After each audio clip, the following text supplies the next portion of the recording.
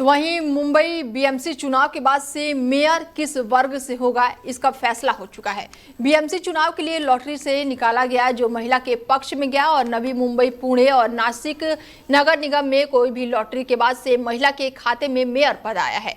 Mayor पद पर चुनाव में इसको लेकर काफी कश्मकश थी और मेयर पद किस वर्ग में जाएगा। दरअसल मेयर चुनाव के बाद हर बार चुनाव क्रम जो है वो आरक्षित से तय किया जाता है और मेयर पद SC ST, महिला, OBC या फिर किस अन्य वर्ग को जाएगा। और इस बार बीजेपी और शिवसेना शिंदे गुट ने 118 सीटों पर जीत दर्ज की है, लेकिन उसमें कोई भी SC वर्ग से नहीं था और ऐसे में ये सवाल उठ रहा था कि अगर ये पद जो है SC वर्ग के लिए आरक्षित होगा तो क्या होगा।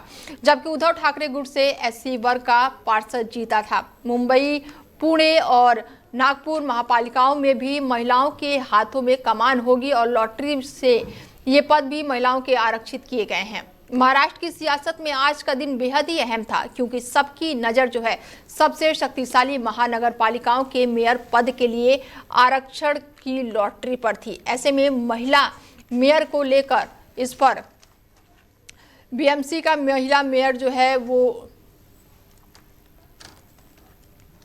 बड़ी जानकारी आपको दे दें कि बीएमसी में एक बार फिर से महिला मेयर का चुनाव हो सकता है। बड़ी जानकारी निकलकर सामने आ रही है।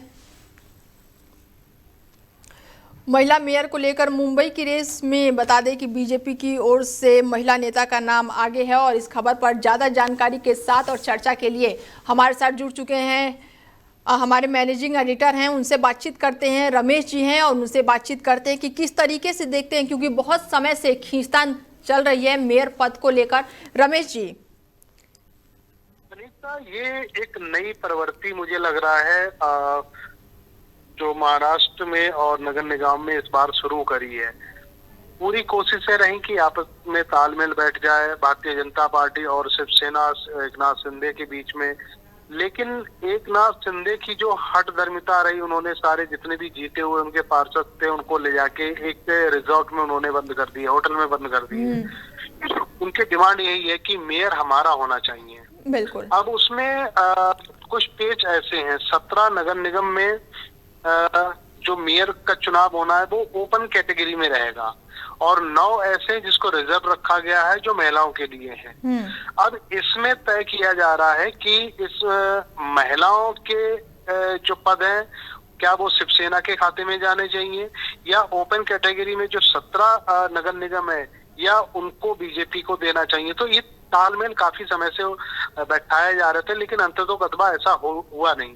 आज सुबह 10 बजे दोनों पार्टी के नेताओं ने ये तय किया, चलो अगर नहीं हो पा रहा हम लोग ड्रा डाल देते हैं। बिल्कुल। तो उन्होंने ड्रा बनाया, पर्ची लिखी। जो पर्ची में जो एक अभी सुनने में आ रहा है कि भारतीय जनता पार्टी के कैंडिडेट का नाम निकला है। बिल्कुल। और हालांकि इसमें विरोध स्टार्ट हो गया है, जो उद्धव ठाकरे की शिवसेना है उन्होंने भी विरोध शुरू कर दिया है, कांग्रेस ने भी कर दिया है और जो निवर्तमान जो मेयर वगैरह थे उन्होंने भी कहा कि इस तरीके की चीजें नहीं होनी चाहिए। लोकतांत्रिक व्यवस्था में चुनाव होता है और चुनावी प्रक्रिया से ही ये सब कुछ होना चाहिए।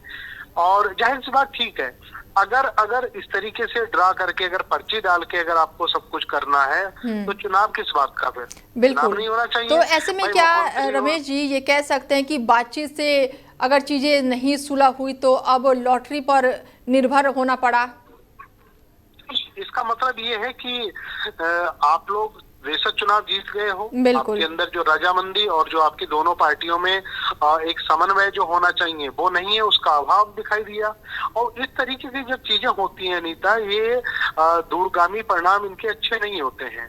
अब आप ठीक है, इलेक्टेड जो बंदा होता है तो उसके प्रति लोगों का नजरिया कुछ और होता है और पर्ची खर्ची वाला जो व्यक्ति होता है उसको उस गैर नजरियों से देखा जाता है।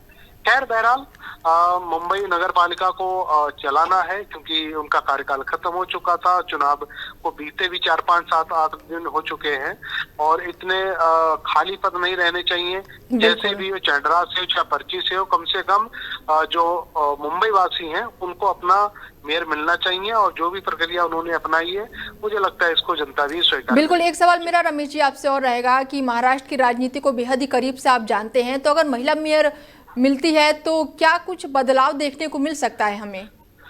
मैं हमेशा अनीता महिलाओं के पक्षधर रहा हूं नगर निगम निकाय चुनाव में, क्योंकि थोड़ा सोचने की बात है। अगर कोई प्रधानी या पार्षद जब कोई महिला बनती है ना, तो उनको क्या होता है ना, अगर नगर निगम का जो काम क्या होता है पहले ये समझ लीजिएगा। गली खड़ंजे साफ सफाई यही तो सारा काम आता है उनके हिस्से। और इसको महिला अच्छी तरीके से समझती हैं। अब वो जब सब्जी लेने जाती हैं या फिर कहीं शॉपिंग करने जाती हैं, उनका गली में आना जाना होता है, तो उनको पता होता है कि गली में साफ सफाई कैसी होनी चाहिए, सुंदरता कैसी हो जाएगी, डेवलपमेंट कॉलोनी का और पूरे शहर का कैसे किया जाना चाहिए। तो ये मुझे लग रहा उनके पास मैनेजमेंट में पुरुषों के मुकाबले अच्छा होता है। इसलिए मैंने कहा कि मैं वुमेन का पक्षधर हूँ। अगर कोई भी महिला अगर मेयर बनती है तो वो अच्छा काम करने की कोशिश करेगी। ठीक है, समय देने के लिए बहुत शुक्रिया। बता दें कि मुंबई महानगर पालिका में सामान्य वर्ग महिला आरक्षण आने से मुंबई की राजनीति की बिसात पूरी तरह से बदल गई है और सामान्य वर्ग का मतलब है कि अब मेयर की रेस में जातिगत बाध्यता जो थी वो अब खत्म हो गई है। उद्धव ठाकरे गुट को उम्मीद थी कि आरक्षण जो है ओबीसी या फिर एसटी के लिए निकलेगा।